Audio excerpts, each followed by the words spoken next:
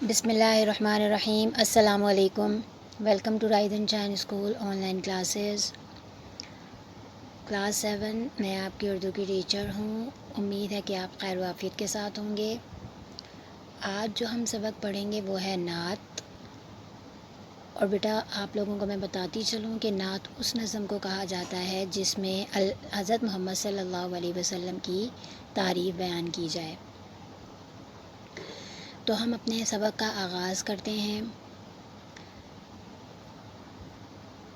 وہ نبیوں میں رحمت لقب پانے والا، مرادیں غریبوں کی بھر لانے والا، مصیبت میں غیروں کے کام آنے والا، وہ اپنے پرائے کا غم کھانے والا، فقیروں کا ملجا، ضعیفوں کا ماوا، یتیموں کا والی، غلاموں کا مولا، خطا کار سے درگزر کرنے والا، بدن دیش کے دل میں گھر کرنے والا، مفاسد کا زیر و زبر کرنے والا، قبائل کو شیر و شکر کرنے والا، اتر کر ہرا سے سوئے قوم آیا، اور ایک نسخہ کیمیا ساتھ لایا، وہ بجلی کا کڑکا تھا یا صوت ہادی، عرب کی زمیں جس نے ساری ہلا دی، نئی ایک لگن سب کے دل میں لگا دی، ایک آواز میں سوتی بستی جگا دی، پڑا ہر طرف غل یہ پیغام حق سے، کہ گونج اٹھے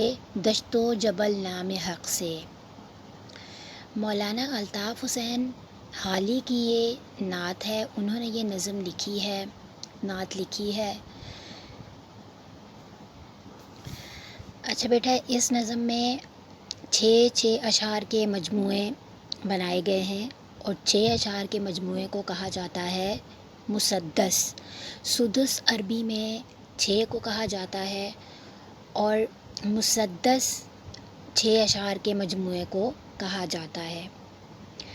پہلے مسدس میں 6 اشعار ہیں، کون کون سے؟ وہ نبیوں میں رحمت لقب پانے والا، مرادیں غریبوں کی بھر لانے والا، مصیبت میں غیروں کے کام آنے والا، وہ اپنے پرائے کا غم کھانے والا، فقیروں کا ملجا، ضعیفوں کا ماوا، یتیموں کا والی، غلاموں کا مولا۔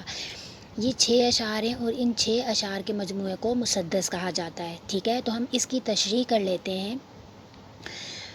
سب سے پہلا شعر ہے وہ نبیوں میں رحمت لقب پانے والا، یعنی حضور اکرم صلی اللہ علیہ وسلم کو تمام انبیاء کرام پر فضیلت حاصل ہے، اور آپ صلی اللہ علیہ وسلم کو رحمت للعالمین بنا کر بھیجا گیا، یعنی دونوں جہان کے لیے رحمت بنا کر بھیجا گیا ہے، اور آپ صلی اللہ علیہ وسلم کا لقب کیا تھا؟ رحمت تھا۔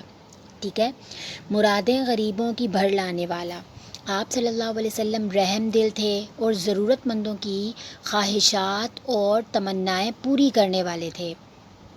مصیبت میں غیروں کے کام آنے والا، یعنی کسی کو بھی مصیبت میں دے کر وہ اپنے پرائے کا غم کھانے والا، وہ تفریق کیے بغیر اس کی مدد کرنے والے تھے، یعنی ایسا نہیں ہوتا تھا کہ اگر آپ صلی اللہ علیہ وسلم سے جانتے تو مدد فرماتے، اور اگر نہیں جانتے تھے تو اس کی مدد نہ فرماتے تھے، بلکہ وہ کسی بھی مصیبت زدہ کو مصیبت میں دیکھتے تو آپ صلی اللہ علیہ وسلم اس کی مدد فرماتے تھے بغیر کسی تفریق کے۔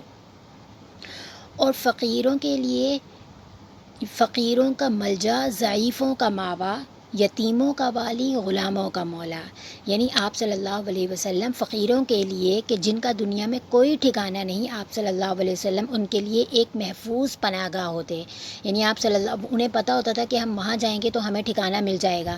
ضعیفوں کے لیے مضبوط اور بہترین سہارا بنتے، ضعیف بوڑھے اور کمزور لوگ جو ہوتے ہیں ان کے لیے مضبوط سہارا بنتے۔ آپ صلی اللہ علیہ وسلم نے یتیموں کو سہارا دیا، یتیموں کا والی، یعنی یتیموں کا خیال رکھنے والے تھے۔ یتیم ان بچوں کو کہا جاتا ہے کہ جن کے والد کا ان کے بچپن میں انتقال ہو جائے۔ آپ صلی اللہ علیہ وسلم یتیموں کا خیال رکھنے والے تھے، غلاموں کا مولا، اور آپ صلی اللہ علیہ وسلم نے غلاموں کے ساتھ جو بدترین جانوروں سے بھی زیادہ بدترین سلوک کیا جاتا تھا، آپ صلی اللہ علیہ وسلم نے غلاموں کو ان کے حقوق دلوائے اور ان کی بھی مدد فرمائی۔ ٹھیک ہے، اس مسدس کی تشریح جو ہے وہ آپ لوگ یاد کیجئے گا، اور اسے اپنے الفاظ میں بیان کرنے کی کوشش کیجئے گا۔ ٹھیک ہے، ہوم ورک آپ لوگوں کا یہ ہے کہ آپ نے ٹائٹل پیج بنانا ہے۔ ٹھیک ہے، نعت کا اچھا خوبصورت سا ٹائٹل پیج بنائیے گا، عنوان کا صفحہ بنائیے گا آپ اس کا، اور اس کے ساتھ آپ نے پہلے مسدس کی تشریح اپنی کاپی میں کرنی ہے۔ انشاءاللہ اگلی ویڈیو میں دوبارہ ملاقات ہوگی، اپنا خیال رکھیے گا، اللہ حافظ۔